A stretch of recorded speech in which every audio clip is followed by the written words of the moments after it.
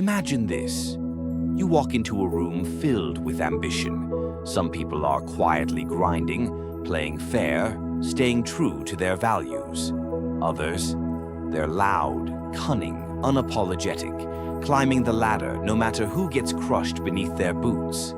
And somehow it's the latter who always seem to rise the fastest. Why? Is the world really tilted in favor of the ruthless? Or is there something deeper going on beneath the surface? Look across history. Kings, conquerors, corporate giants. So many of the people who seized power weren't known for their kindness. They weren't selfless or humble, or even particularly likable. But they had one thing in common. They knew how to win, even if it meant bending or breaking the rules. This isn't just coincidence. It's part of a larger truth about human nature, deeply rooted in how we've evolved and the societies we've built. In a world where resources are limited and competition is constant, the ability to dominate can outweigh the desire to do good. And those who hesitate, who wait for justice to catch up, often find themselves left behind. So here's the uncomfortable question. Is morality a disadvantage in the pursuit of power? Let's turn to one of philosophy's most provocative thinkers, Friedrich Nietzsche. Nietzsche didn't believe in conventional morality as some universal truth. He saw it as a tool, created, shaped, and wielded by different kinds of people, depending on their place in society. He called this master morality versus slave morality. Let's break it down. Picture two types of people. One sees the world as something to shape. They act boldly, define their own values, and refuse to apologize for their strength. They live by master morality, a mindset rooted in power, self-determination, and creation. The other type waits. They play by rules someone else wrote, hoping virtue will be enough. They resent power, call ambition evil, and glorify suffering. This is slave morality, a reactionary mindset that praises humility and submission because direct power isn't available to them.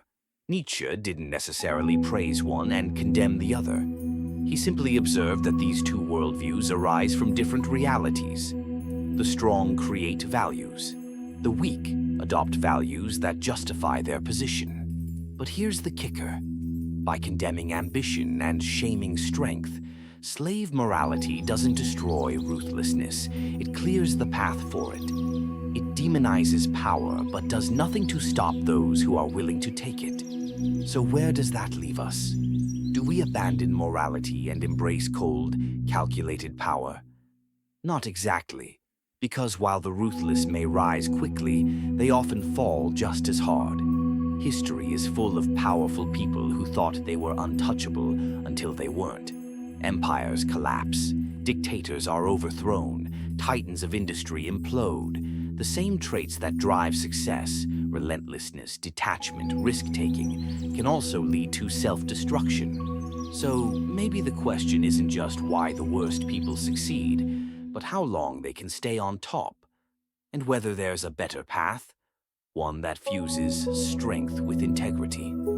To explore that, we need to challenge one of the most dangerous beliefs society teaches us, that the world is fair. From childhood, we're told, be good, follow the rules, and good things will happen. It's a comforting idea, but it's not reality. The hardest workers aren't always the richest. The kindest people don't always win. And the just world we're promised, it doesn't exist, not unless we build it ourselves. This belief in a fair world is so common that psychologists even gave it a name, the just world fallacy. It's the illusion that people always get what they deserve. But if we believe that too deeply, we become passive, waiting for fairness that may never come. Meanwhile, others, those who see the truth, keep moving. Not because they're evil, but because they understand the game. So what should we do?